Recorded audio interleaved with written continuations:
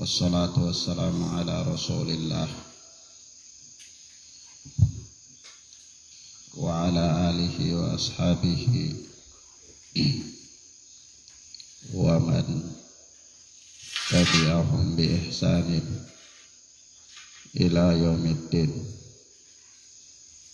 Amma ba'd. Ikhwan wa akhwat, a'azzani Allah wa iyyakum. Kita lanjutkan pelajaran kita dengan pelajaran Mawsu'atul Adab al-Islamiyah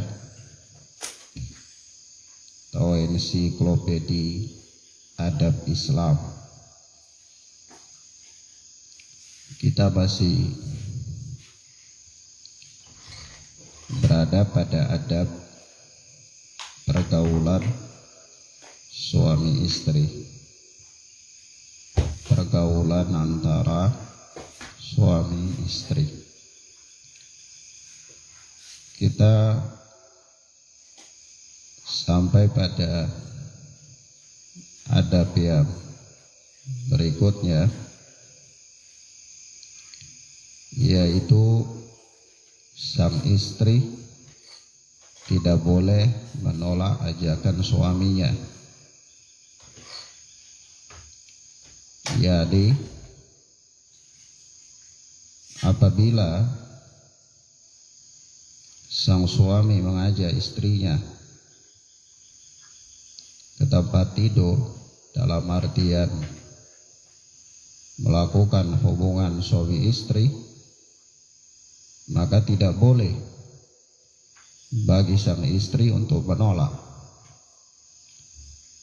kecuali apabila ada udzur yang syar'i. Ada udzur yang syar'i, sakit atau yang semisalnya. Namun apabila sang istri menolak tanpa udzur yang syar'i, maka hal ini haram. Hal ini haram dan termasuk dianggap dalam pandangan syariat sebagai suatu bentuk kedurhakaan. Suatu bentuk kedurhakaan.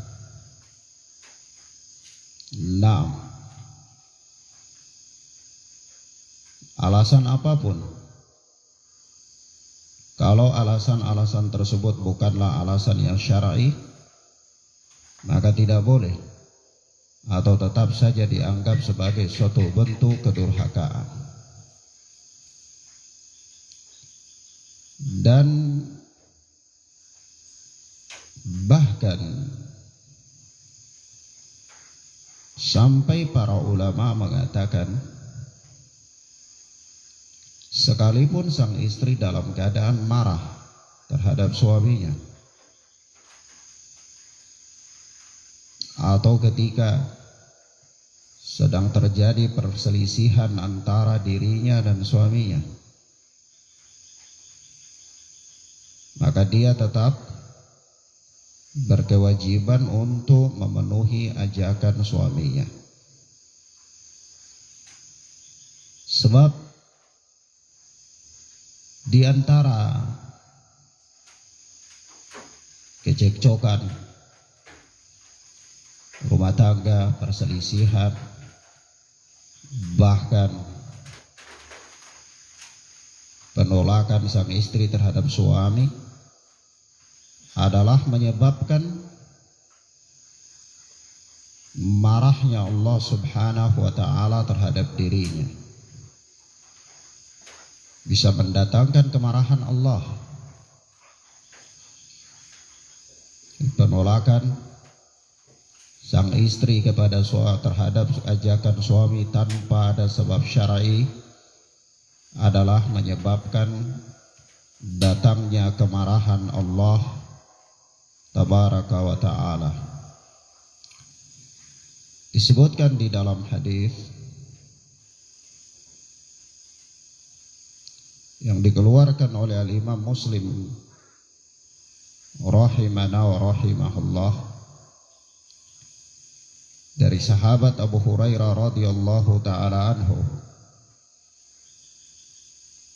bahwa Rasulullah bersabda, walladzi nafsi biyadihi ma min rajulin yad'u imra'atahu ila firashihi fata'ba alaihi illa kana alladhi fis sama' sakhitan alaihi hatta yarda anha walladhi nafsi biyadihi, demi Allah yang jiwaku berada di tangannya, kata Rasulullah sallallahu alaihi wasallam, ma min rajulin yad'u imra'atahu ila firashih, tidaklah seorang suami mengajak istrinya ke tempat tidurnya, yakni suatu ungkapan, suatu kinayah, suatu bentuk majas, kiasan daripada ajakan untuk melakukan hubungan suami istri. Ma min rajulin yad'u imra'atahu ila firashih,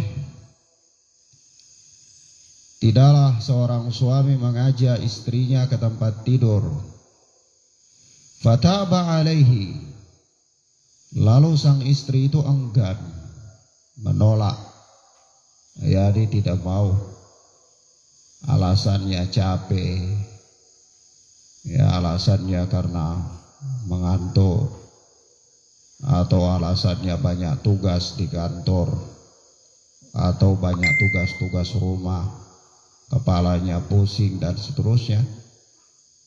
Alasan-alasan yang bukanlah alasan yang dipandang dalam pandangan syariat, hal itu dibolehkan. Illa kana alladhi fis sama'i sakhitan 'alaiha, kecuali penghuni langit akan murka kepadanya. Lakana alladhi fis sama', kecuali yang ada di langit, sakhitan 'alaiha, murka atasnya, murka atas sang istri tersebut, murka atas sang wanita yang dianggap telah melakukan suatu pelanggaran syariat itu, murka terhadap sang istri yang dianggap telah mengabaikan hak-hak suaminya, apalagi kalau dia menolak ajakan suaminya itu karena suaminya kurang dalam memberikan uang belanja di hari itu, atau tidak memenuhi tuntutannya, keinginannya, atau bahkan dia mau untuk melayani suaminya dengan syarat suaminya harus lakukan ini dan itu. Ini wanita yang tidak mengerti akan hakikat dirinya, tidak paham atas kedudukannya, tidak mengerti atas fungsi dan keadaannya sebagai seorang istri. Bukannya dia melaksanakan kewajibannya, melainkan dia melakukan tawar-menawar.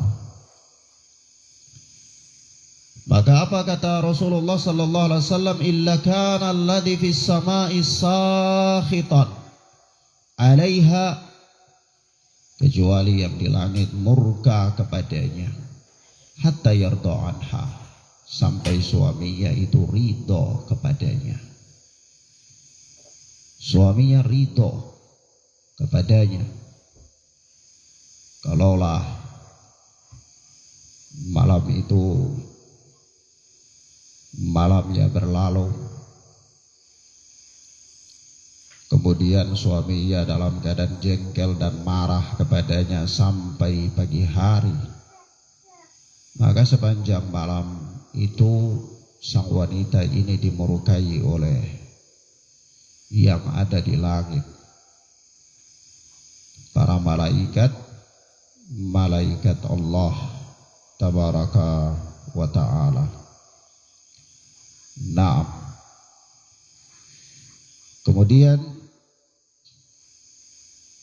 perkara yang sering terjadi dan dijadikan sebagai alasan oleh sebahagian besar kaum wanita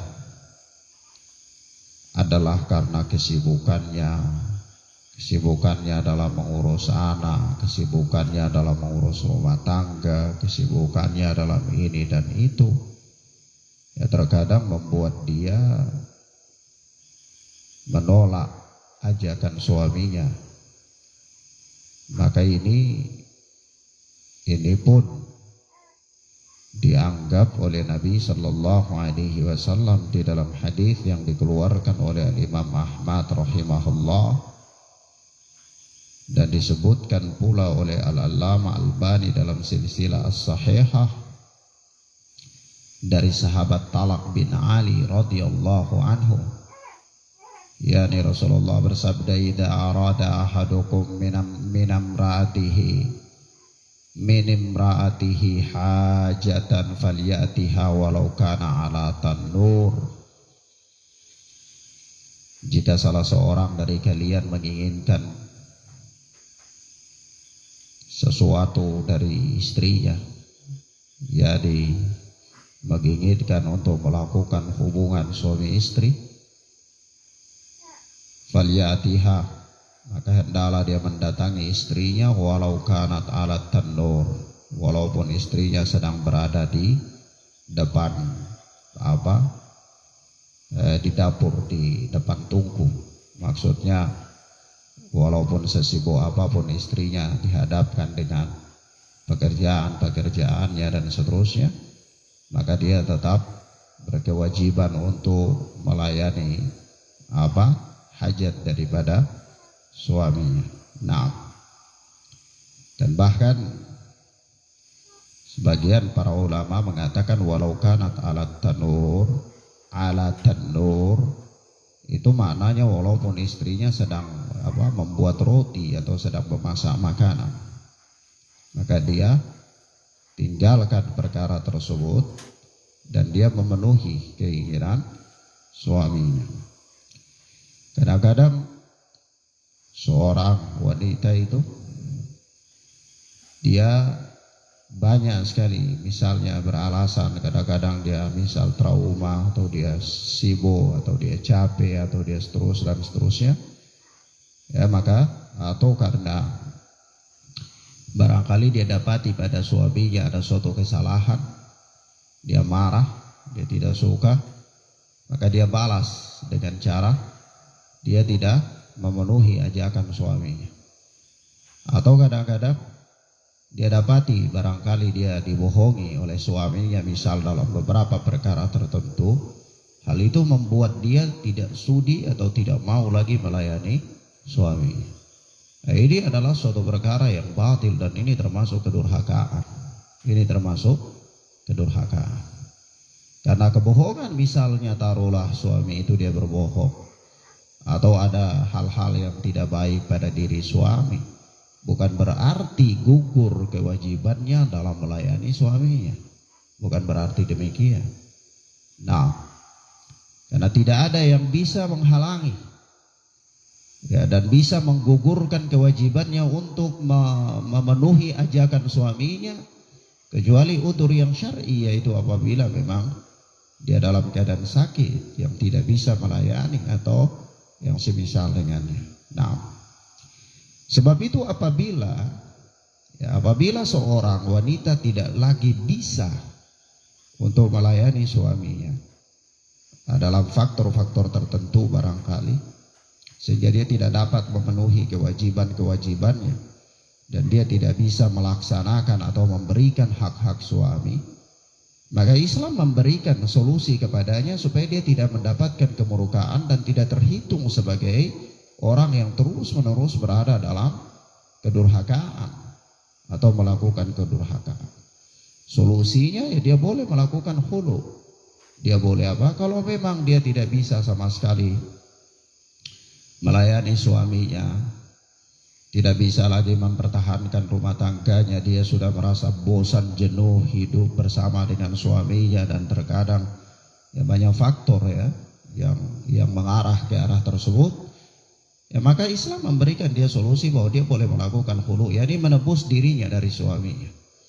Ya melakukan gugatan perceraian. Ya dengan cara dia membayar kepada suaminya atau mengembalikan mahar yang diberikan oleh suaminya, ya separuh dari itu, atau ada beberapa yang sesuai dengan ketentuan-ketentuan yang telah disepakati atau disebutkan oleh kedua belah pihak dalam tuntutan tersebut. Dan ini ada disebutkan dalam pembahasan fikih pada bab-bab khulu. Nah, adapun kalau hanya sekedar karena dia capek atau karena dia punya urusan-urusan yang banyak barangkali dan seterusnya yang semisal dengan itu, lalu dia enggan, ya maka ini termasuk kedurhakaan sekali lagi. Ya bahkan Rasulullah Sallallahu Alaihi Wasallam mengatakan dalam hadis ya dari sahabat Zaid bin Arqam radhiyallahu taala anhu, ya dari yang diriwayatkan oleh Al-Imam Al-Bazzar, ya bahwa Rasulullah Sallallahu Alaihi Wasallam bersabda, "Idza da'a ar-rajulu imra'atahu faltujibhu fa in kanat 'ala dhahri qatabin." Apabila seorang suami mengajak istrinya jadi untuk melakukan hubungan suami istri, maka faltujibhu, maka hendaklah sang istri memenuhi ajakan suaminya itu. Wa in kanat 'ala dhahri qatab, walaupun sang istri itu berada di atas pelana unta, walaupun dia berada di atas pelana unta. Nah, kemudian yang berikut, adab yang keempat, janganlah sang istri menggunakan harta suaminya tanpa izin darinya, dan janganlah dia berlebih-lebihan dalam menggunakan harta suaminya. Jadi kalau sang istri kan dinafkahi oleh suaminya, ketika dinafkahi, ya diberikan harta atau diamanahi, atau dia hidup dengan ada di sana harta suaminya, maka jangan dia menggunakannya tanpa izin daripada suaminya. Dan kalaupun dia menggunakannya, misalnya ketika suaminya mengizinkan dia untuk menggunakan harta-harta tersebut, maka jangan dia berlebih-lebihan dalam menggunakannya. Jangan dia berlebih-lebihan dalam menggunakannya. Nah, bahkan di zaman ini ada suatu fenomena baru di zaman modern ini, dan ini telah masuk ke dalam dunia Islam, masuk ke dalam negara-negara yang mayoritasnya Islam, sampai tidak luput pada negara kita Republik ini, yaitu bagi orang-orang ini PNS, ya, pegawai sipil atau TNI atau Polri. Nah, itu gaji-gaji mereka dipegang sama istri-istri mereka, ya, karena ATM-nya itu langsung dipegang sama istri. Ya, kadang-kadang suaminya itu kalau jalan misalnya, ya kebetulan senggol telur orang di pasar, mau bayar juga nggak bisa, dompet nggak ada uang kan, ya, udah dipegang semua sama istrinya. Nah, syukur-syukur kalau memang istri ini dia bisa memanfaatkannya dengan baik. Kadang-kadang begitu istri ini dia tahu gaji ada di dia, uang tunjangan ada di dia, semuanya ada di dia, ATM-nya ya, mau ATM putih biru apa merah putih apa segala macam ya, dengan ATM yang model-model baru ini, ya itu apa? Ya dia seenaknya saja. Kadang-kadang jalan lihat telur rebus mau beli, lihat kacang goreng mau beli, lihat apa kakusang mau beli, ya, lihat macam-macam. Apa aja dia mau. Nanti jalan-jalan ada lihat jambu monyet mau beli. Apa aja dia mau beli aja. Gunakan aja uang sesuka hati dia, mumpung ada gitu. Nah, ini tidak boleh. Dan ini suatu fenomena yang buruk. fenomena yang buruk. Karena di dalam ayat Al-Quran Allah subhanahu wa ta'ala mengatakan bahwa Ar-rijalu qawwamuna 'alan nisa bima faddalallahu ba'dhum 'ala ba'din wa bima anfaqu min amwalihim. Laki itu adalah qawwam bagi para wanita bima faddalallahu ba'dhum 'ala ba'din. Karena Allah subhanahu wa ta'ala telah melebihkan ba'dhum 'ala ba'din, sebahagian mereka atas sebahagian lain. Yaitu apa? Allah subhanahu wa ta'ala menjadikan lelaki sebagai qawwam. Itu karena Allah tabaraka wa ta'ala dua hal dalam ayat ini yang disebutkan. Yang pertama karena Allah tabaraka wa ta'ala telah melebihkan kaum lelaki atas kaum wanita. Lelaki itu punya kelebihan atas kaum wanita. Kelebihan dalam bentuk fisik, kelebihan dalam kekuatan, kelebihan dalam akal, kecerdasan, kelebihan dalam agama. Ya, karena wanita itu kurang agama, wanita itu kurang akal. Maka kelebihan pada akal dan kelebihan pada agama ini Allah subhanahu wa ta'ala letakkan pada kaum lelaki. Nah, ini yang pertama, maka Allah menjadikan lelaki itu sebagai qawwam. Yang kedua, bima anfaqu min amwalihim. Karena apa? Lelaki itu memberikan nafkah kepada para wanita dengan sebahagian harta mereka atau dari harta mereka. Jadi bukannya seluruh harta suami itu diberikan kepada sang istri, bukan. Ya. Kadang-kadang karena semua penghasilan yang dimiliki oleh suami itu diberikan kepada istri. Nah, begitu nanti suami itu jalan dengan sepeda motor di jalan, bensinnya habis, bingung. Ya. Akhirnya motor didorong lagi bawa pulang ke rumah atau titip, telepon istri minta uang dulu, ya syukur-syukur kalau uangnya masih ada. Tapi kalau pas begitu telepon dia, ya Allah tadi sudah beli trambulan, ya repot. Ya, dia bilang tadi sebenarnya ada tapi 5 menit yang lalu. Tapi pas 5 menit yang lalu ya sudah beli trambulan, habis uang. Akhirnya apa? Ya motornya disimpan, tunggu bulan berikut. Ya dapat gaji ya baru isi bensinnya. Nah ini tidak boleh. Yang demikian ini apa? Tidak boleh. Maka apa ikhwana fiddin azani Allah wa iyyakum. Sekali lagi, maka istri itu diberikan nafkah. Istri itu apa? Diberikan nafkah oleh sang suami. Bukan apa? Bukan seluruh harta suami diberikan kepada istri, kemudian nanti istri yang seolah-olah memberikan nafkah itu kepada sang suami. Lebih parah lagi, ada orang di zaman ini, ya, apakah dia pengusaha atau dia bukan pengusaha, itu kadang-kadang semua asetnya diberikan nama atas nama istrinya. Rumahnya atas nama istrinya, mobilnya atas nama istrinya, ya. Kemudian sawahnya atas nama istrinya. Nah, suatu ketika bercerai, dianya jadi jatuh miskin. Istrinya jadi apa? Kaya raya, jadi janda kaya. Ya. Nah, ini persoalan. Ini tidak benar, tidak benar. Maka dari itu apa Islam mengatur? Islam mengatur bahwa istri itu mendapatkan nafkah dari suami. Ya, dia mendapatkan nafkah itu ya sesuai nafkah yang wajib. Kalau lebih dari itu adalah bentuk kebaikan suami. Suami memberikan nafkah dalam bentuk perkara yang sunnah, perkara yang yustahab. Itu dianggap sebagai nafkah sunnah, berbaik hatinya suami. Apa itu nafkah wajib? Ya, nafkah wajib itu makan, pakaian, tempat tinggal. Itu nafkah wajib. Nah, makan itu yang bagaimana? Ya, makan sesuai dengan kondisi masyarakat setempat. Ya, kalau masyarakat setempat itu makannya ya, ikan lema, ya, atau kawalinya, ya 3 kali sehari sama nasi, ya, sama sayur. Ya, itulah yang wajib diberikan oleh sang suami.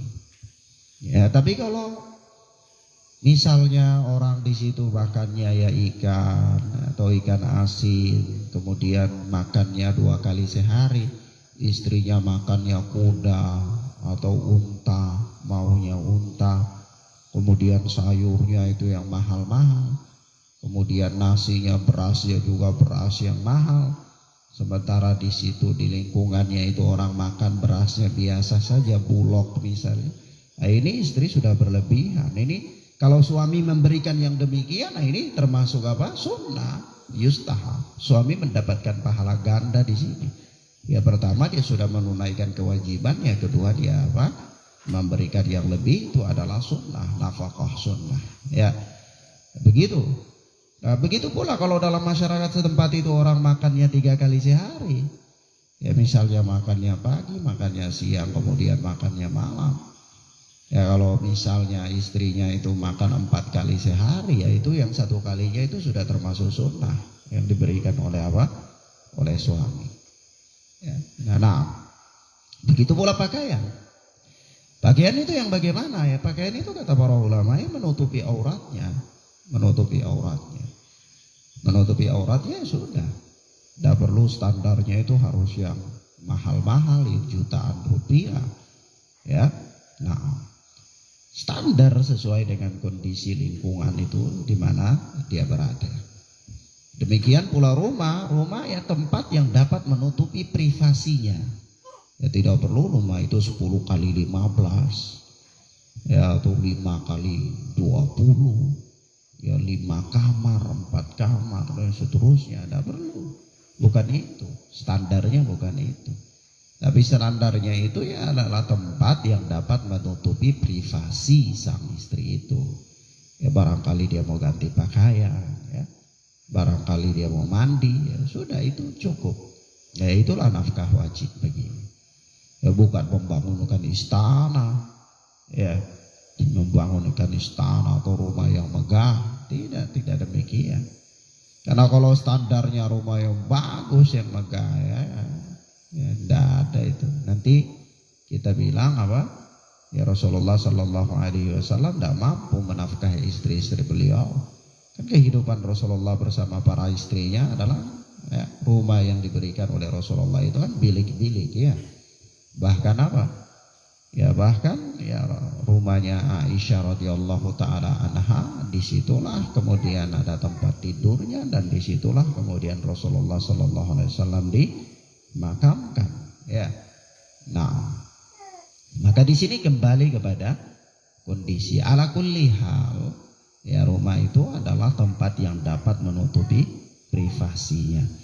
Maka syukur-syukur kalau seorang wanita diberikan tempat tinggal yang layak, ya tidak perlu besar-besar tapi yang apa nyaman, damai, ya bagi dia tenang, ya privasinya dapat terjaga, itu sudah alhamdulillah, ya, sangat-sangat bersyukur. Maka ini kewajiban yang harus diberikan oleh sang suami. Lebih dari itu adalah sunnah. Kalau misalnya sang suami memberikan rumah yang bagus, ya permanen, kemudian lengkap isinya atau ya minimal semuanya adalah dalam artian tidak menyulitkan ya, kemudian ya itu sudah alhamdulillah. Ya di dalam nafkah yang wajib itu tidak ada bicara tentang kipas angin, tidak ada kulkas, ada mesin cuci, tidak ada, itu tidak masuk dalam nafkah. Itu adalah kenapa? Karena ya namanya cuci ya itu tabiat wanita. Sudah fitrahnya wanita itu dia harus mencuci. Mencuci dengan apa? Ya kedua tangannya. Bukan mencuci dengan mesin cuci. Mesin cuci itu hanya untuk meringankan dia saja, membantu dia. Nah, membantu dia ini ya masuk dalam bab apa? Bab kalau yustahab, kalau suami itu punya kelebihan rizki dia memberikan itu, ya itu sudah alhamdulillah sangat bagus ya. Maka seorang dia harus memahami ini. Maka kalau seorang istri dia mendapatkan yang demikian kelebihan atau hal-hal yang di luar daripada nafkah wajib, maka alhamdulillah, alhamdulillah banget sudah. Bukan kemudian Kadang-kadang sudah jadi istri, sudah diberikan tempat, sudah nyaman, sudah damai, ya minta lagi tempat usaha, minta lagi ya kios, minta lagi toko, minta lagi tempat dagang, minta lagi ini itu macam-macam. Maka apa? Ini tidak termasuk nafkah, tidak termasuk apa? Nafkah. Ya dia sesuai dengan kesanggupan suami, nafkah wajib yang dia berikan. Terbatas nafkah wajib itu pada 3 perkara ini: makan, pakaian, tempat tinggal. Kalau misalnya beli HP, beli pulsa, itu bukan nafkah wajib. Ya, itu berbaik hati dari suami aja, berbaik hati dari suami. Nah, maka ingat. Ya, di antara ada pergaulan suami istri, ada beberapa hal yang harus diperhatikan baik sama seorang istri. Yang ada di sini dalam pembahasan kita ini adalah ya, janganlah seorang istri menggunakan harta suami tanpa izinnya. Tak boleh. Sama sekali tidak boleh. Ya. Dan misalnya kalau suami telah mengizinkan sang istri untuk menggunakan hartanya, maka apa? Dia jangan mentang-mentang karena diizinkan lalu dia gunakan seenak hatinya. Jangan. Tetapi apa? Dia gunakan seperlunya saja. Dia gunakan, jangan berlebih-lebihan. Dia gunakan sesuai dengan apa? Kebutuhannya saja. Jangan berlaku boros. Jangan berlaku apa? Boros. Nah, demikian. Kenapa? Karena Rasulullah Sallallahu Alaihi Wasallam juga bersabda, kullukum ra'in wa kullukum mas'ulun an ra'iyatih, wal mar'atu ra'iyatun fi baiti zawjiha wa mas'ulatun an ra'iyatiha. Ya, kalian ini semua pemimpin dan kalian akan ditanya tentang kepemimpinannya. Ya, ditanya tentang apa? Orang-orang yang dipimpin olehnya.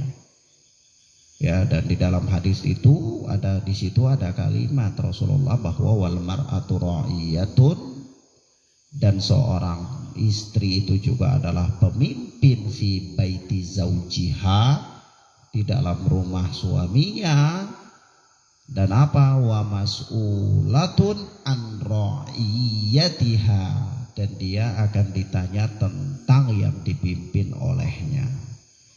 Apa yang dipimpin oleh sang istri dalam rumah suaminya? Ya, anaknya, harta suaminya, ya. Karena itu yang dia kelola. Itu yang dia kelola. Ya, harta suami yang dititipkan kepadanya itulah yang dia kelola, maka dia pun akan ditanya tentang hal tersebut. Maka ini seorang istri harus waspada. Seorang istri harus waspada. Dan dalam menggunakan harta suami, sekali lagi jangan berlebih-lebihan. Kalaulah sekiranya sang suami telah memberikan izin kepadanya untuk menggunakan hartanya, ya maka dia menggunakannya jangan seenak hatinya.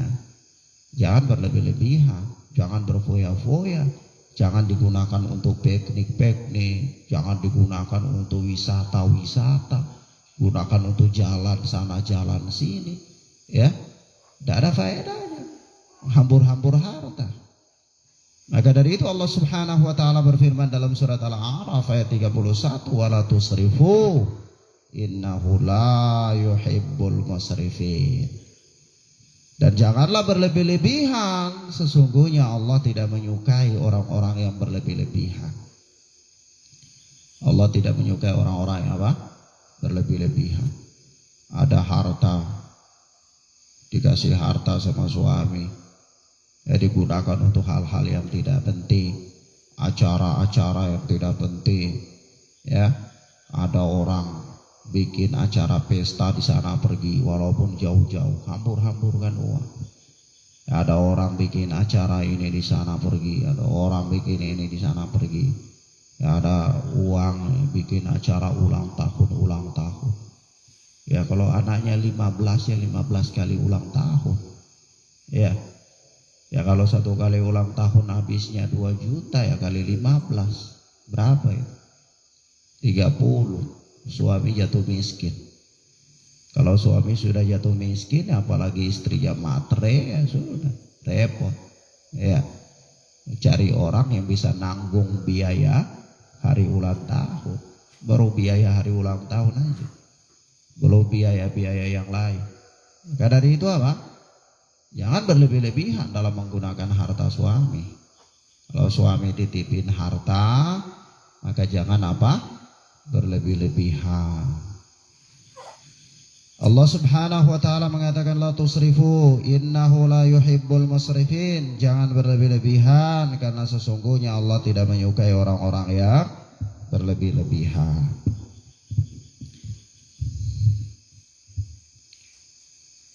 Nah, yang berikut, adab yang berikut, janganlah seorang istri, nah ini termasuk ya, masuk dalam menggunakan harta suami tanpa izin ya. Termasuk di sini adalah janganlah seorang istri membelanjakan harta suaminya tanpa seizinnya. Janganlah seorang suami membelanjakan harta seorang istri membelanjakan harta suaminya tanpa seizinnya. Sama sebenarnya, menggunakan pengulangan sebenarnya. Satu bab saja, satu bab saja, ya. Nah,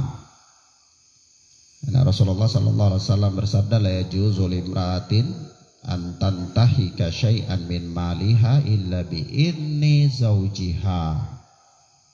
Ya. Janganlah atau tidak boleh seorang istri ya menghamburkan menghamburkan harta suaminya. Afan di sini kalau ini adab berikut ini, janganlah seorang istri membelanjakan hartanya tanpa seizin suaminya. Ini bukan harta suami ya. Kalau adab keempat tadi itu harta suami ya. Kalau adab yang berikut ini hartanya sendiri.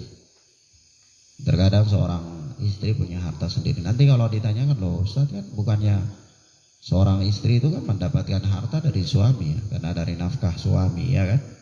Lalu bagaimana bisa dia punya harta sendiri? Ya bisa, seorang istri punya harta sendiri.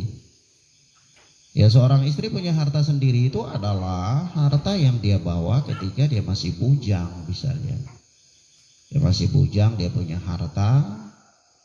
Ya, apakah masih bujang itu dia pedagang, atau masih bujang itu dia pengusaha, atau ya masih bujang itu ya ala kulli hal dia punya harta. Sebelum dia menikah sama suaminya dia punya harta. Atau kalau misalnya dia seorang janda, misalnya dia bawa harta dari harta waris yang diberikan oleh suaminya barangkali, ya bisa jadi dia punya harta. Atau seorang istri punya harta bisa jadi dari warisan orang tuanya, bisa jadi ya, mendapatkan warisan dari bapaknya atau ibunya, bisa jadi harta warisan. Jadi dia punya harta miliknya sendiri. Ya, nah, kalau harta miliknya sendiri, apakah boleh dia gunakan seenak hatinya? Ya tidak boleh dia gunakan seenak hatinya. Ya dia gunakan hartanya walaupun itu hartanya sendiri, dia harus gunakan sesuai dengan izin suami. Ya harus dengan izin suami. Apakah dikatakan ini adalah sebuah keharusan? Ya. Para ulama mengatakan hal ini tidak layak. Artinya tidak layak seorang istri membelanjakan hartanya sendiri tanpa izin daripada suami. Begitu. Kalau dia anak orang kaya dapat warisan dan seterusnya.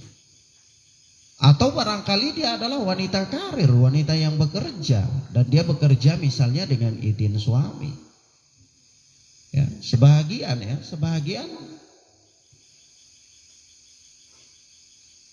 mengatakan bahwa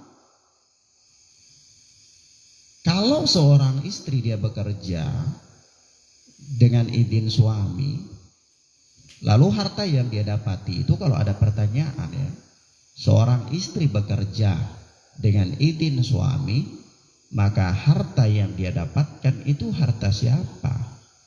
Apakah harta istri atau harta suami?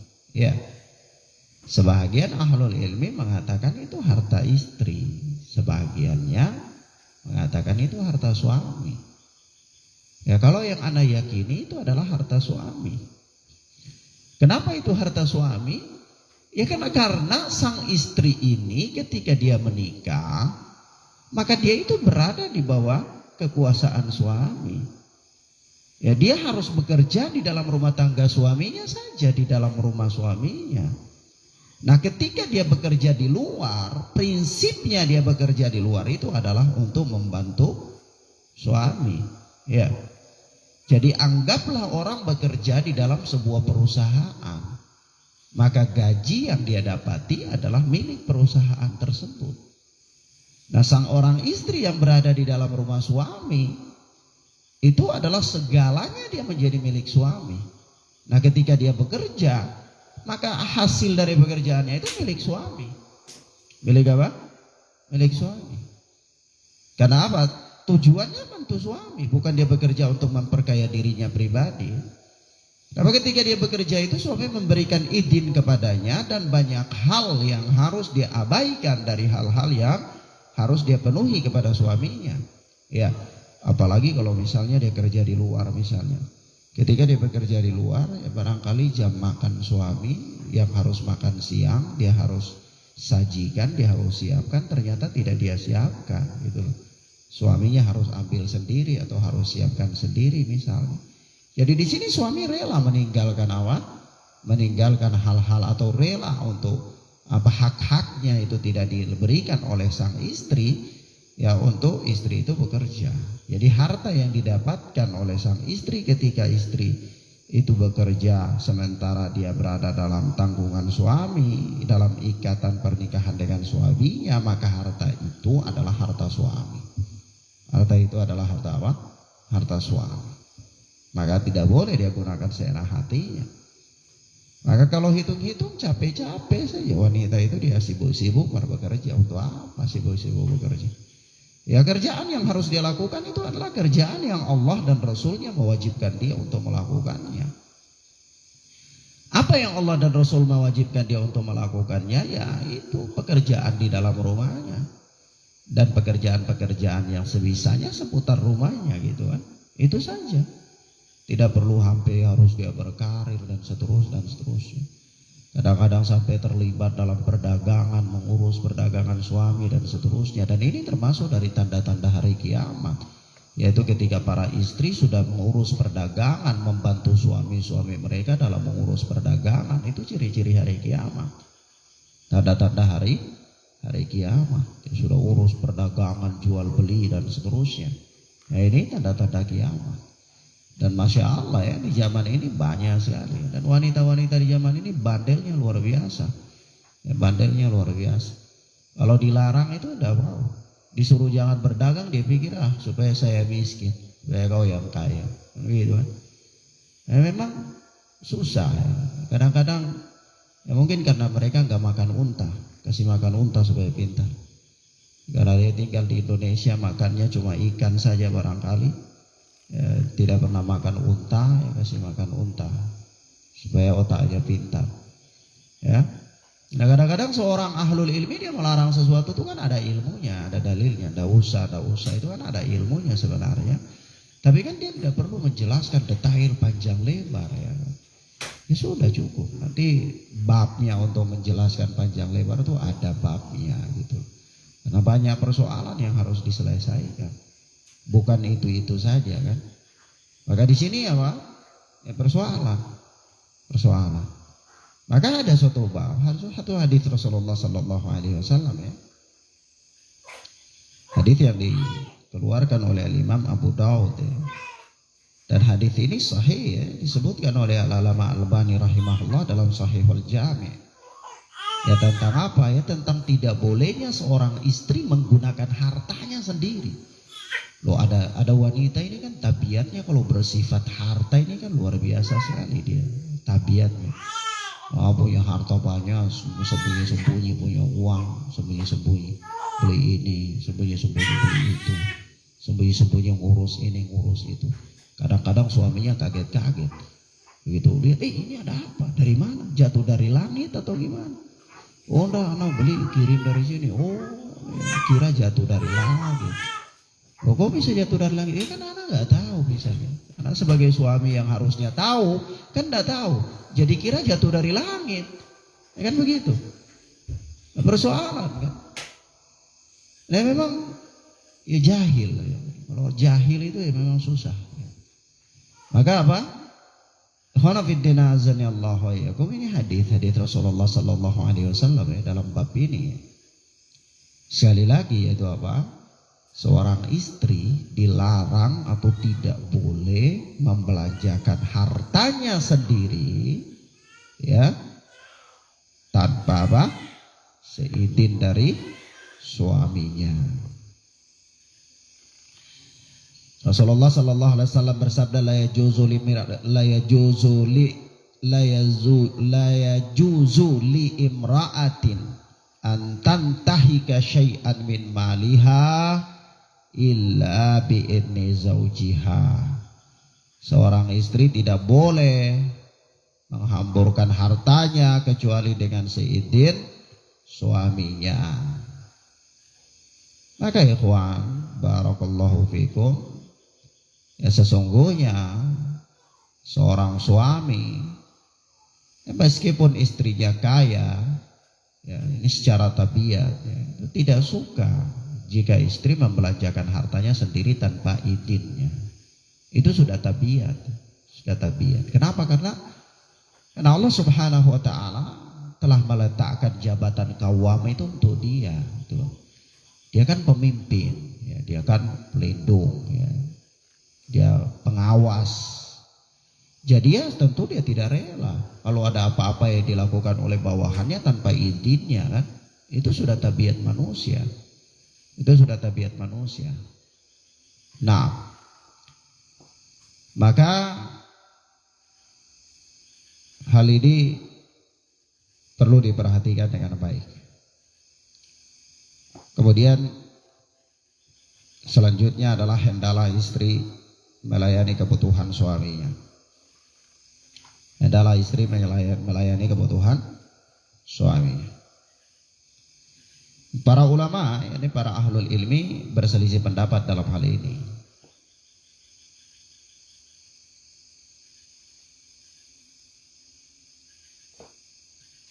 Namun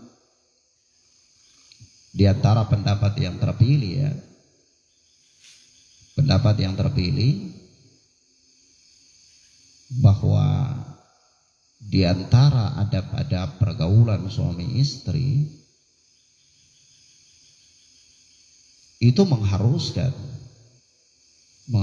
seorang istri melayani kebutuhan suaminya, sebagaimana seorang suami berusaha mencari penghidupan untuk istrinya. Ya barangkali ketika ya, seorang istri itu barangkali dia tidak tahu ya suaminya di rumah barangkali istirahat, kelihatan segar. Tapi dia tidak tahu apa yang dipikirkan oleh suaminya, bagaimana caranya dia bisa mencari penghidupan, atau bagaimana dia di luar ya berpikir keras atau bekerja keras untuk membawa sesuatu pulang ke rumah untuk menafkahi istri dan anak-anaknya. Dan ini kan tidak perlu dia ceritakan ya, dan tidak perlu dia detailkan kepada sang istri, dan istri tidak tahu itu ya. Nah ya barangkali sang istri dia bisa bicara sedetail-detailnya tentang bagaimana kesusahan dia atau bagaimana penderitaan dia, bagaimana beratnya dia dalam mendidik anaknya dan seterusnya, bagaimana susahnya dia dalam mengurus rumah tangganya ya. Tetapi dia tidak tahu bagaimana pengorbanan sang suami, apalagi misalnya dia seorang nelayan, bagaimana dia di laut ketika gelombang yang besar, bagaimana ketika hujan, bagaimana ketika angin, bagaimana ketika, dia tidak tahu itu. Dia tidak tahu itu. Begitu pula dia tidak tahu bagaimana seorang suami ketika berada di ujung kelapa, misalnya naik kelapa kopra, ya, angin besar, kencang, atau dia ada di ujung cengkeh misalnya, ya, ketika panen cengkeh, lalu hujan besar, petir, ya, gutur, angin, itu kira-kira gimana? Belum lagi nyamuk, rupa-rupa macam yang tidak bisa digambarkan bagaimana susahnya, beratnya. Sudah kayak gitu bagaimana dia pikul cengkeh satu karung yang begitu berat dari gunung sana turun sampai ke kampung. Ya sampai di rumah, ya istrinya sudah tidur, ya dia patah sendiri, dia kasih gugur itu cengkeh sendiri. Besok pagi istrinya tinggal tanya berapa jumlah, uangnya berapa, ya, ini sekian uangnya, oh ya sudah alhamdulillah. Kalau bisa besok lebih banyak sedikit dari itu, ya. Ini persoalan, dia tidak tahu, Maka apa? Dari situ apa? Ya memang dalam bab apa? Seorang istri melayani kebutuhan suami ini di sini memang para ulama berselisih pendapat. Namun ya pendapat yang terpilih insyaallah taala dalam adab-adab pergaulan suami istri itu bahwa harus seorang istri itu melayani kebutuhan suami sebagaimana suami itu berusaha keras ya mencari penghidupan untuknya. Coba jangan antum lihat ya. Ya istri mungkin dah berpikir betapa stresnya seorang suami kalau sudah berhari-hari dia tidak bisa mendapatkan sesuatu untuk dia bawa pulang berikan nafkah kepada sang istri, keluarga misalnya itu. Sang istri mungkin nggak tahu kalau dia tidak stres. Coba tidak usah susah-susah, orang nelayan saja.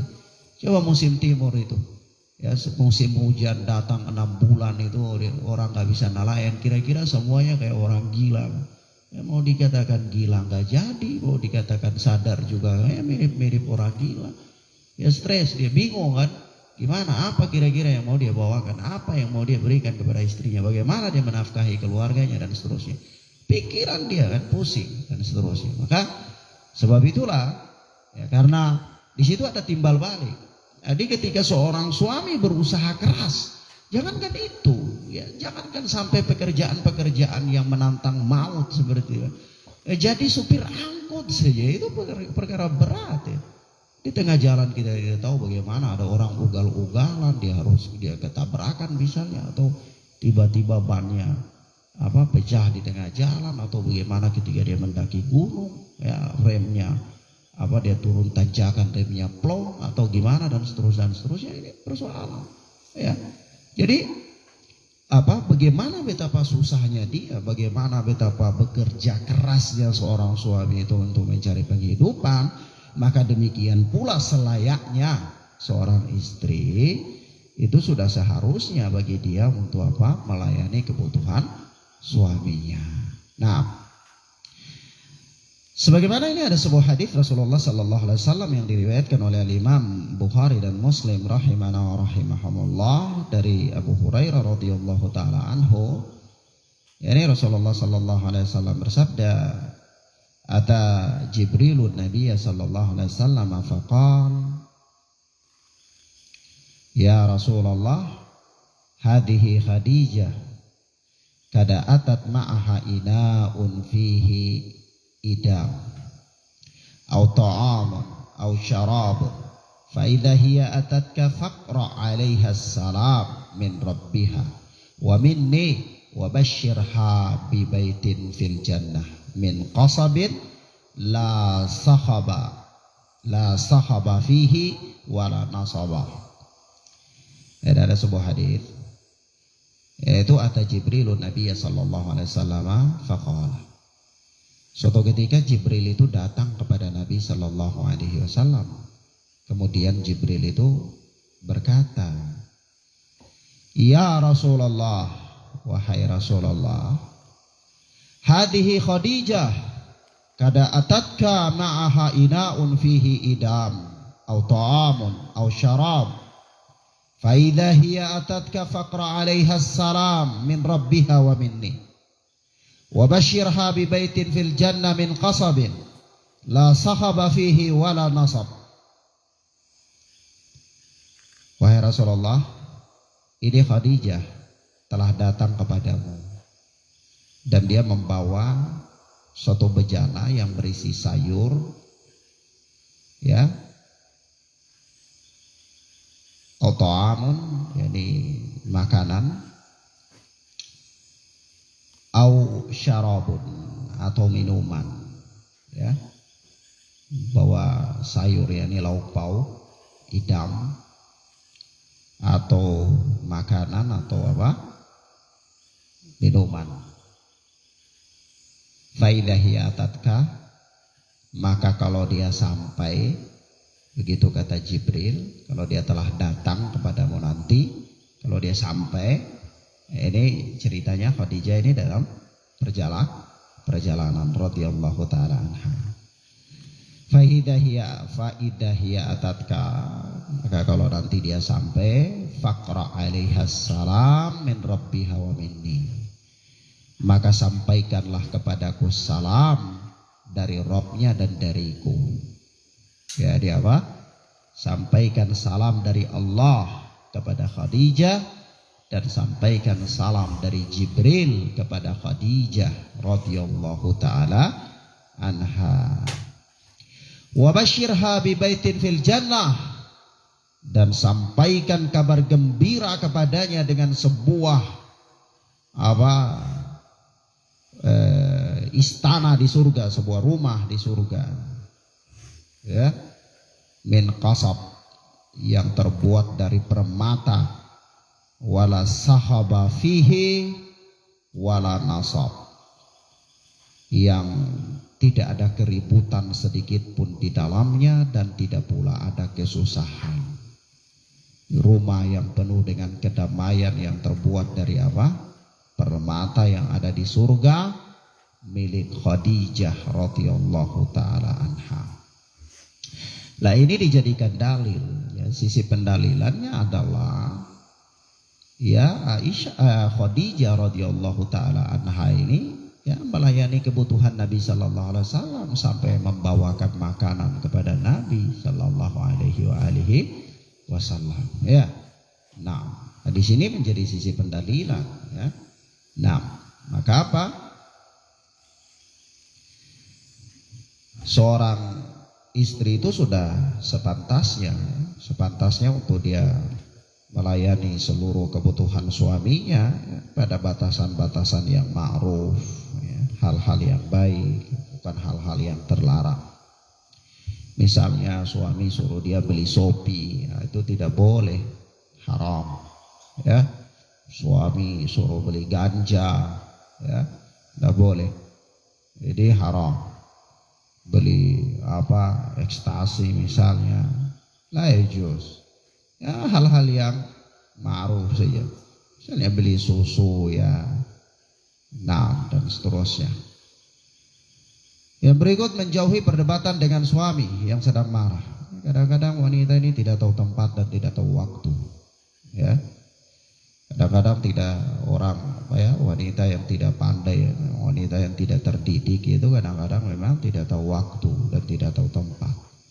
Di mana tempat dia harus berbicara dengan suaminya, di mana waktu dia harus berbicara dengan suaminya, dan di mana dia harus memberikan tanggapan kepada suaminya, itu dia tidak paham. Ya, kadang-kadang suaminya sudah larang, dia ngotot lagi, dia mau bicara yang dia punya juga. Kadang-kadang dia tahu suaminya nih kalau marah dia juga mau ngotot lagi, apa yang dia mau itu dia paksakan keadaannya. Nah, ini kan jahilah, ini kuadrat memang, ya. Bukannya menghindari supaya meredahkan suami, ya, itu kan lebih baik. Tapi kadang-kadang tidak mengerti tempat, tidak mengerti waktu, tidak paham terhadap keadaan, ya. Maka di sini Adab ini termasuk adab yang paling agung dalam rumah tangga.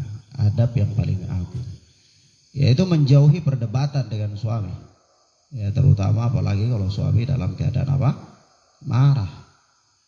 Ya, kalau dalam keadaan tidak marah saja, kalau debat bisa menimbulkan marah, apalagi kalau dalam keadaan marah. Kalau dalam keadaan marah saja itu lebih parah lagi, ya. Tidak marah saja tidak boleh sebenarnya, ya, berdebat dengan seorang suami. Nah, ya, tapi kalau suami saya itu kan orangnya jahil, Ustaz, ya sudah, ya siapa suruh waktu itu mau menikah sama dia, ya kan, waktu engkau menikah sama dia kan engkau sudah tahu, ya, kira-kira misalnya waktu engkau menikah sama dia itu dia masih jadi kura-kura ninja, ya kan, tidak, sudah kayak gitu kan, jadi sudah, itu risiko. Sekarang jangan katakan ini dan itu, sudah jalani, terima, dan tidak usah mikir yang macam-macam, ya. Jangan karena sudah sering dikirimi coklat lalu pikirannya macam-macam. Oh, ada orang yang sana paling baik sering berikan saya coklat. Ya beda sama suami saya. Dimulai pikirnya yang aneh-aneh. Ya jangan. Ya. Nah, maka dari itu apa? Ya, apa yang dikatakan oleh suami ya didebat. Apa yang dikatakan oleh suami ya ditentang. Apa yang diarahkan oleh suami ada saja alasannya untuk berkilah. Melawan dulu pertama. Walaupun nanti akhir-akhirnya ya juga kalah kan. Tapi melawan dulu yang paling pertama. Ini tidak boleh. Ini adab yang paling buruk. Adab yang paling apa? Paling buruk dalam apa? Muasyarah, dalam pergaulan suami istri. Maka ikhwan fillah azanillahu wa iyyakum, ada sebahagian wanita itu ketika dia lihat suaminya marah, misalnya suaminya bersuara keras begitu ya dalam suatu urusan, dia pun justru tanpa mau debat, itu loh. Ini kan luar biasa. Artinya kebodohannya itu sudah luar biasa. Ya. Maka tidak bisa dipikirkan apa yang menutupi kepintarannya sampai kebodohannya telah menutupi kepintarannya. Maka ini memang jadi repot. Ya, kalau dikasih makan hati unta mungkin bisa jadi cerdas. Maka di sini apa? Kadang-kadang suami lagi dalam keadaan moodnya yang gak baik, ya dia justru memancing untuk membuat kegaduhan. Ya, nah, ini termasuk perangai yang buruk, perangai yang buruk. Nah, ini wanita yang tidak cerdas, wanita yang tidak pandai untuk membangun apa mahligai rumah tangga. Maka wanita yang cerdas itu adalah wanita yang menjauhi kemurkaan suaminya. Dan tidak berdebat ketika sedang marah. Sedang tidak marah saja tidak boleh, apalagi sedang marah. Ya, nah itulah wanita yang cerdas. Wanita yang apa? Menjauhi hal-hal yang bisa mendatangkan kemurkaan suaminya. Wanita yang tidak apa mendebat suaminya, apalagi ketika suaminya marah. Nah, maka situ ada sebuah syair ya. Sebuah syair. Penyair itu pernah berkata, khudil afwa minni tastadimi muwaddati wala tantiqi fi surati hina aqdabu. Berilah maaf kepadaku, engkau akan selalu dapatkan cintaku, dan janganlah berbicara ketika aku sangat apa? Sangat marah, maksudnya sangat. Nah, di sini ini hina aqdabu ya, ini ketika aku sedang marah, ketika aku sangat marah. Artinya kalau wanita cerdas itu ketika dia lihat suaminya marah ya dia malah santai, ya, berikan kata-kata yang lembut, ya, berikan bahasa yang bagus, dia tanggapi dengan santai, dengan baik, tutur kata yang indah, bukan dia malah ya memicu apa keadaan, membuat suasana semakin gaduh dan seterusnya, bukan. Nah, baik, yang berikut menjauhi kecemburuan yang berlebihan. Kadang-kadang wanita ini cemburunya berlebihan. Karena sangat cemburu yang berlebihan itu kadang-kadang dinding-dinding itu dia lubangi semua supaya dia bisa lur ini. Suaminya di jalan kemana, ya suaminya lagi apa, ya kadang-kadang. Masya Allah, horden dia lepas semua. Kalau bisa dia pasang ya dia kasih lubang-lubang sedikit supaya walaupun dia dari jauh dia bisa intip suaminya. Ini kecemburuan. Sebenarnya apa yang memicu dia untuk itu sebenarnya? Ya, yang memicu dia untuk itu adalah kecemburuan. Maka apa? Seorang wanita harus menjauhi kecemburuan yang berlebihan. Kadang-kadang begitu dia jalan pas lihat temannya ada orang barangkali tetangga sama, lama baru lihat itu tadi siapa? Teman lamamu kan? Ya, ini jadi masalah. Ya, maka ini persoalan yang memang bisa membuat keretakan sebuah rumah tangga. Nah, insya Allah ya, kadang-kadang sampai ya macam-macam lah sudah. Maka di sini apa ikhwan? Yang dimaksudkan di sini adalah cemburunya. Yang dimaksudkan dalam menjauhi kecemburuan yang berlebihan ini adalah kecemburuannya seorang istri. Kecemburuannya seorang istri. Sebab kadang-kadang kalau kecemburuan seorang istri ini kan berlebihan dan diletakkan bukan pada tempatnya. Kadang-kadang justru kecemburuannya itulah yang menjadi problem dalam rumah tangga sebenarnya. Ya, kadang-kadang sebenarnya rumah tangganya tidak ada problem, tapi terpicu dari apa? Adanya kecemburuan dari seorang istri. Nah ini, maka di situ ya syariat ini memberikan batasan, memberikan nasihat kepada para wanita. Ya terkhususnya di sini adalah para istri, bahwa ya dia harus menjauhi kecemburuan yang berlebihan, menjauhi kecemburuan yang berlebihan.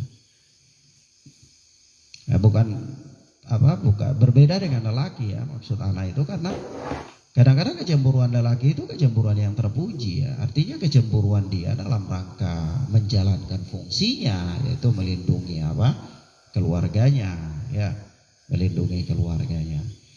Lagian kan seorang suami itu kan dia ra'in, dia pemimpin ya, dan dia akan ditanya tentang kepemimpinannya. Jadi wajar saja kalau dia mempunyai cara-cara untuk melindungi keluarganya, istrinya, anak-anaknya dan seterusnya. Nah, begitu.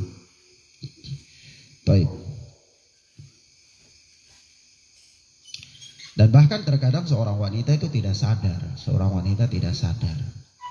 kalau ternyata kecemburuannya yang berlebihan itu bukan membuat rumah tangganya menjadi baik, atau bukannya membuat istrinya semakin suka kepadanya, bukan. Tapi justru karena kecemburuannya yang tidak pada tempatnya itu, yang berlebihan itu, ya justru membuat suaminya menjauh darinya. Justru membuat suaminya menjauh. Suaminya merasa tidak nyaman, merasa tidak suka, merasa tidak damai ketika berada di sisinya. Kenapa? Karena itu tadi, karena persoalan kecemburuannya yang berlebihan itu. Ya. Nah, maka ya para ulama di dalam bab kecemburuan wanita ini telah membahas dan mengatakan bahwa kecemburuan wanita yang berlebihan ini merusak keharmonisan rumah tangga. Itu yang pertama. Yang kedua, kecemburuan wanita atau istri yang berlebihan ini membuat suami itu yang tadinya begitu dekat dengan dia bisa menjadi jauh dari dia. Bisa menjadi jauh. Karena apa? Karena tidak ada rasa kedamaian, tidak rasa nyaman di sisi dia itu. Nah, begitu dan seterusnya. Nah, wallahu a'lam bissawab. Yang berikut adalah seorang istri hendaknya memperhatikan penampilannya. Seorang istri memperhatikan penampilannya. Ya, walaupun dia itu kadang-kadang anaknya sudah 16 ya, dia tetap harus menjaga penampilannya. Kadang-kadang anaknya itu ya bersusun-susun seperti tangga, tidak apa-apa. Ya, tidak apa-apa. Ya, tetap harus memperhatikan penampilannya. Terus tidak di hadapan suaminya. Di hadapan suaminya. Dan juga dia harus menjaga muruahnya di hadapan mertuanya. Ya, di hadapan mertuanya dan di hadapan orang tuanya sendiri. Ya, jangan sampai begitu dia anaknya sudah seperti tangga-tangga, begitu orang tuanya lihat dia juga compang-camping, kemudian orang tua bilang, waduh, anak saya ini malah mengalami kesusahan bersama lelaki ini. Kayaknya lelaki ini nggak sanggup ini, ya, menjaga anak saya, nggak sanggup menafkahi anak saya, nggak sanggup ini, nggak sanggup itu. Nah ini kalau dia tidak mampu menjaga ini, itu sama dengan dia membuka aib suaminya di hadapan orang tuanya. Maka dia harus menjaga muruahnya dan menjaga muruah suaminya. Ya, sebagaimana apa? Ya sebagaimana putri Nabi Allah Ismail alaihi salatu wassalam ya, ketika istrinya itu tidak mampu untuk menjaga muruahnya dan muruah dirinya sendiri di hadapan bapaknya, mertuanya, yaitu Nabi Allah Ibrahim.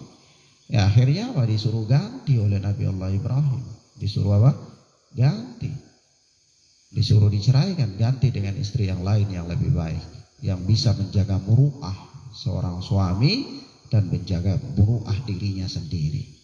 Ya karena penampilan istri itu termasuk ya, penampilan istri di hadapan. Pertama begini, penampilan istri di hadapan orang tuanya sendiri itu dia menjaga muruah suaminya. menjaga muruah suaminya. Kemudian penampilan dia di hadapan mertuanya itu juga menjaga muruah suaminya. Nah, adapun menjaga penampilannya di hadapan suaminya, ya tentu inilah ya yang masuk di dalam bab apa? Hubungan pergaulan suami istri, pergaulan suami istri. Nah, karena sudah sepantasnya, ya sudah seharusnya bahkan seorang istri itu tetap menjaga penampilannya di hadapan suami, tidak perlu menggunakan sesuatu yang mahal-mahal, tidak perlu menggunakan sesuatu yang mewah-mewah, tetapi artinya sesuatu yang tidak membuat suaminya risih gitu. Kadang-kadang bukan hanya kebersihannya, kebersihan bagus, ada orang yang kebersihannya juga sampai membuat jadi risih, ya itu juga tidak bagus. Ada orang juga tidak terlalu menjaga kebersihan sampai orang juga risih, nah ini juga nggak bagus ya. Nah, ala kulli hal, ya hal ini pertengahan saja. Ala kulli hal itu sudah cukup, sudah sesuai dengan porsinya. Maka di sini apa? Seorang istri harus menjaga, memperhatikan penampilannya di hadapan suaminya terkhususkan. Kemudian yang berikut adalah dalam rangka menjaga muruah dirinya dan muruah suaminya, menjaga penampilannya di hadapan mertuanya, menjaga penampilannya di hadapan orang tuanya. Nah, supaya apa? Supaya suaminya punya harga, suaminya punya dihargai, suaminya punya wibawa. Nah, dan seterusnya. Terutama apa? Terutama kalau seorang istri dia sudah tidak menjaga penampilannya, ya karena anaknya banyak, apalagi ada sebab-sebab yang bisa menjadi celah. Ya, anaknya banyak sampai gak sanggup jaga misalnya kan, anaknya susun-susun seperti tangga. Ya kita sampai kadang-kadang lupa ini anak yang nomor berapa, sudah lupa. Ya karena apa? Saking bersusun-susunnya misalnya kan jadi repot ya. Lalu dia tidak bisa jaga penampilannya, tidak bisa jaga keadaannya, ya, akhirnya ya jadi persoalan, jadi bahan, jadi celaan. Jadi pokoknya jadi ruang untuk kemudian mendiskreditkan dirinya barangkali, atau bahkan tidak tanggung-tanggung itu menjadi bahan untuk mendiskreditkan Islam ya. Apalagi misalnya dia orang yang menolak untuk menggunakan KB misalnya, itu bisa jadi celah nantinya. Ini gara-gara ini tidak mau KB ini, ya begini dan begitu misalnya. Jadi banyak masalah. Maka dari itu seorang istri dia harus bisa memperhatikan. Apalagi kalau ipar-ipar perempuannya datang misalnya, dia jangan datang begitu ipar-ipar perempuan langsung dia ngadu, ini begini. Dari A sampai Z orang nggak tanya. Ya. Nah, ini sifat yang buruk.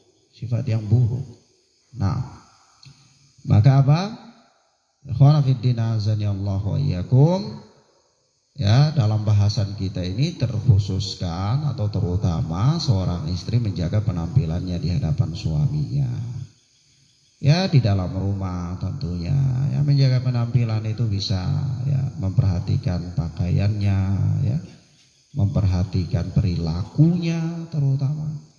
Kalau pakaiannya harganya 1 miliar, tapi penampilannya itu membuat bosan, ya, perangainya itu membuat jenuh, tabiatnya itu membuat orang serasa berada di dalam sebuah penjara atau hal yang paling buruk dalam kehidupan dunia ini baginya, itu sama aja walaupun pakai baju harga 1 miliar, tidak ada faedah. Ya, tidak ada faedah. Maka ya di samping penampilan ya berupa dia harus melihat dari sisi penampilan pakaiannya ya, barangkali baju dan seterusnya ya, dia yang paling pertama memperhatikan perilaku di hadapan suami. Bagaimana muasyarah dia, pergaulan suami istri, bagaimana pergaulan dia dengan suaminya. Perilakunya itu yang memang paling utama. Bagaimana supaya suaminya sana apa-apa yang kira-kira suaminya suka, apa-apa yang suaminya larang, apa-apa yang suaminya tidak suka, apa-apa yang suaminya paling benci, ya jangan diulang-ulang. Ya kalau dia sudah tidak tahu atau misalnya sudah dikasih tahu, ya jangan diulang-ulang. Itu perangai yang buruk, perangai yang paling rusak, perangai yang buruk. Dan seorang istri yang tidak memperhatikan ini adalah istri yang memang kalau mau dikatakan dungu ya mungkin sampai sebatas itu barangkali. Kalau dia berulang-ulang dikasih tahu dan dia tidak memperhatikannya, dia sendiri tidak menjaga kelanggengan rumah tangganya, tidak menjaga. Berapa banyak orang yang memang dia mengabaikan perkara ini ya, dia menyanyiakannya, dia anggap biasa, tapi begitu misalnya dia ditinggalkan sama suaminya baru menangis, bingung, salah saya apa loh. Lalu kamu lupa sekian banyak dari perangaimu yang dibenarkan tapi gak bisa lurus. Sekarang kau tanya salahnya apa? Emang kemarin tidur baru bangun? Maka apa ikhwana fiddina azani Allah wa iyyakum? Ini perkara yang paling penting, perkara yang paling penting.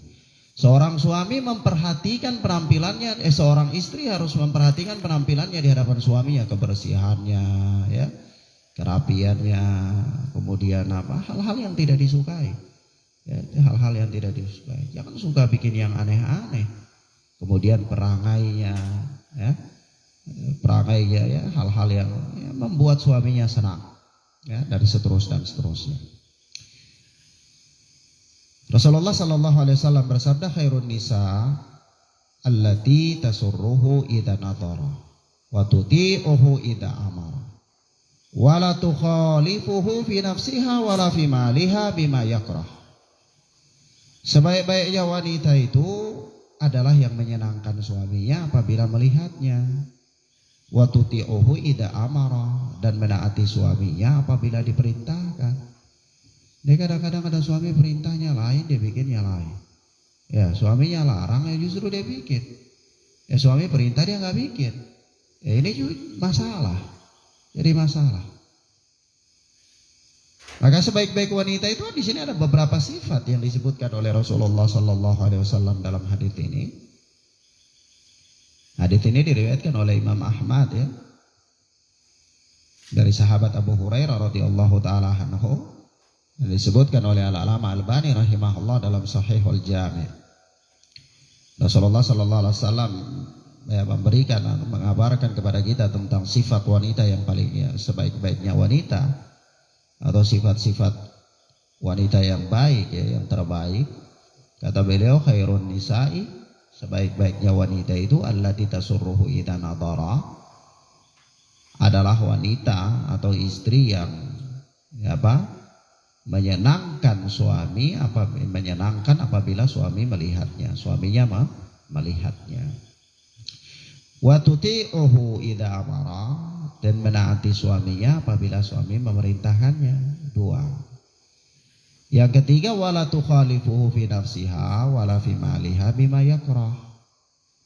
Dan yang ketiga adalah tidak berbuat sesuatu yang dibenci oleh suaminya pada diri dan hartanya. Ya, tidak apa? Tidak membuat sesuatu yang dibenci oleh suaminya pada dirinya dan hartanya.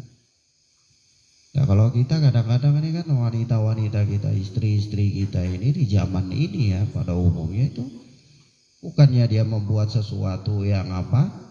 Membuat suaminya benci ya. Tetapi apa? Ya, dia selalu gitu loh, selalu membuat sesuatu yang membuat suaminya tuh tidak suka. Bukan kadang-kadang, tapi selalu. Bahkan itu menjadi kebiasaan. Kenapa? Karena dia paksakan kehendaknya, apa yang dia mau itu yang dia bikin. Dia nggak pikir bahwa oh kira-kira ini menurut suami saya boleh atau tidak, ini dilarang apa tidak, ini disuruh apa tidak. Tidak, pokoknya dia nggak pakai itu. Apa yang dia mau sudah dia bikin. Ya, mau suaminya senang, mau tidak ya tidak. Kadang-kadang suaminya tidak senang juga tetap aja dia bikin. Nah, ini persoalan. Ya. Maka apa? Perhatikan di sini Rasulullah Sallallahu Alaihi Wasallam mengatakan kepada kita bahwa dalam hadis ini ada 3 sifat ya, termasuk wanita terbaik. Sebaik-baiknya istri, gitu. Sebaik-baiknya apa? Istri. Yang pertama yang menyenangkan apabila dipandang oleh suaminya. Menyenangkan itu bukan karena wanita ini mata biru ya, cantik kayak bidadari, bukan persoalan. Artinya karena memang dia itu ya apa ya Kondisinya itu loh yang memang kalau dilihat ya senang aja, suka. Karena dia tidak membuat hal-hal yang membuat. Ada orang kan karena seseorang itu dia melakukan hal-hal yang sifatnya itu buruk. Walaupun dia cantik, kita lihat dia itu kayak macam kita bosan. Ya, lihat dia itu kayak macam jenuh. Rasa-rasanya orang ini kalau bisa coba singkirkan dia ke dunia yang lain. Ya, tidak usahlah ada pulang pergi di depan saya ini. Jadi bosan lihat dia orang. Ya, jadi kayak gitu ada orang. Ya. Kenapa? Karena memang itu ada tabiat-tabiat jelek yang mungkin sudah sampai pada taraf membuat orang itu jadi jenuh, jadi tidak suka ketika melihat orangnya. Maka ini yang dimaksudkan di sini dalam hadis ini adalah tasurruhu idza nadarahu. Yang menyenangkan suami apabila suami melihat dia, artinya dari penampilannya yang baik, dari sifat-sifatnya, sehingga ketika melihat dia tuh suaminya rasa suka, rasa senang. Karena mengingat kebaikan-kebaikan sifatnya ketika melihat dia gitu kan. Bukan begitu melihat dia langsung mengingat wah ini jelek begini mau jadi pusing ya. Nah, kadang-kadang kepala sakit ya, minum antalgin nggak sembuh-sembuh.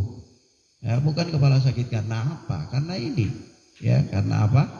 Karena jauh daripada sifat yang baik ini. Maka sifat yang kedua itu tuti'uhu idza amara. Ya, menaati suami apabila suami perintah. Ini perkara yang memang paling repot. Kadang-kadang apalagi orang sekarang, wanita sekarang, dia merasa dia sudah hebat, merasa canggih, apalagi kalau dia punya pendapatan, penghasilan, atau kalau dia sudah merasa ya macam-macam begitu. Ya dia kadang-kadang perintah suami itu dianggap sepele saja. Perintah suami dianggap sepele. Bisa jadi perintah itu mungkin perkara sepele, barangkali sebatas ada kotoran ayam itu coba angkat. Bisa jadi 2 hari baru diangkat. Ya, nah dia pikir cuma kotoran ayam aja, biar aja 2 hari baru diangkat. Mungkin sepele ya, taruhlah ya perintahnya mungkin. Atau itu ada apa ya katakanlah, yang gampang-gampang saja. Oh itu ada tisu di situ yang sudah kotor, atau ada apa ya mungkin. Ya apalah, ada sampah barangkali di situ. Suaminya tidak suka mungkin lihat itu ada sampah diangkat nanti. Ya sudah deh, oh iya. Tapi karena perkaranya sepele dia remehkan gitu loh. Dia remehkan. Bukan perkara sepelehnya, tetapi persoalan ini adalah perintah suami gitu loh. Ya kalau perintah presiden kan walaupun perkaranya cuma jarum kan besar perintahnya. Ya karena itu presiden gitu kan yang perintah walaupun cuma jarum. Ya sudah coba pengawal cari jarum satu ke saya. Jarum misalnya jarum patah misalnya, pengawal itu repot cari ke sana kemari heboh ya. Ya karena memang besar, bukan persoalan jarum patahnya, tapi persoalannya yang menyampaikan perintah ini adalah presiden gitu loh. Ya kalau diabaikan bukan persoalan jarum, tapi yang kalau diabaikan ini mengabaikan perintah presiden gitu kan. Jadi besar kedudukannya. Nah begitu pun sama ya. Nah kalau ketika seorang istri dia menganggap bahwa ini kan cuma kecil saja, kan cuma tisu atau cuma sampah atau cuma apalah katakanlah begitu. Nah ini memang itu kecil, tapi persoalannya ini besar karena ini adalah perintah suami gitu loh. Perintah suami yang tidak ada ketaatan yang lebih wajib untuk dilakukan oleh seorang istri ya. Setelah apa? Setelah ketaatan kepada Allah Tabaraka wa Ta'ala melebihi ketaatannya kepada suami. Lalu coba kira-kira ketaatan apa lagi? Perintah apa lagi yang lebih besar? Selain daripada perintah Allah Tabaraka wa Ta'ala dan Rasul. Ya, daripada perintah sang suami. Tentu perintah suami besar. Maka ketika dia mengabaikan perintah suami, walaupun perintah itu adalah perkara sepele, tetap nilainya besar. Tetap nilainya apa? Besar ya, beda lah kalau dia mengabaikan perintahnya mancuana. Ya beda. Mancuana siapa misalnya? Atau dia mengabaikan perintahnya orang gila di mana kan gampang aja. Itu kecil saja persoalannya. Paham maksudnya ya? Nah, maka ini persoalan ikhwana fiddin azani Allah wa iyyakum. Baik. Sama dengan orang sakit. Ya ketika dokter memerintahkan dia untuk ini dan itu, dia mengabaikan itu risikonya juga besar. Beda sama dengan dia mengabaikan arahan seorang nelayan. Ya, beda juga ya. Misalnya atau arahan seorang petani dalam bidang itu ya beda. Nah, di sini bukan dilihat kepada besar kecilnya sebuah perintah itu, tetapi dilihat kepada siapa yang mengeluarkan perintah itu. Di situ persoalan, ya. Siapa yang mengeluarkan perintah tersebut. Nah, begitu dan seterusnya. Selanjutnya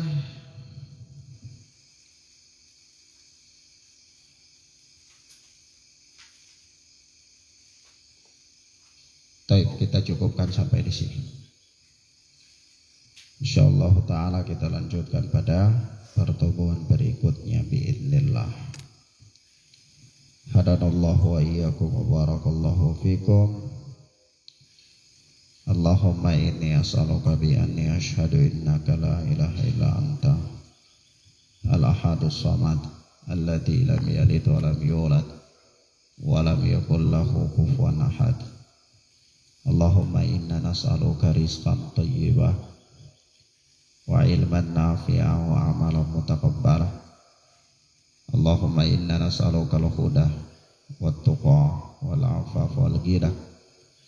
Allahumma ya muqallibal qulub tsabbit qulubana ala dinik. Ya musarrifal qulub sarrif qulubana ala ta'atik. Allahumma arinal haqqa haqqan warzuqna ittiba'ah wa arinal batila batilan warzuqna ijtinabah. Allahumma yassir lana wa la tu'assir alaina. Allahumma yassir lana wa la tu'assir alaina. Allahumma barik lana fima a'tait. Allahumma barik lana fima a'tait. Wa sallallahu ala nabiyyina Muhammad wa ala alihi wa sahbihi wa sallam. Subhanallahumma bihamdika asyhadu an la ilaha illa anta astaghfiruka wa atubu ilaik. Wassalamualaikum warahmatullahi wabarakatuh.